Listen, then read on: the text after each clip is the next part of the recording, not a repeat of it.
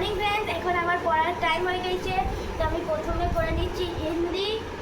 এইটা বর্ণগুলো লিখতে হবে, স্কুল থেকে হোমওয়ার্ক দিয়েছিল। এবার আমি লেখা শুরু করছি।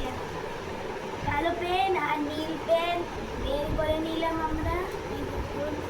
এটা নীল, এটা কালো। আধা লিখেছিলাম, এবার আজকে লিখতে হবে। আর অ থেকে নিত্র পর্যন্ত হোমওয়ার্ক দিয়েছিল, ওটাও লিখতে হবে ভালো করে। তো আমি এবার লেখা শুরু করছি।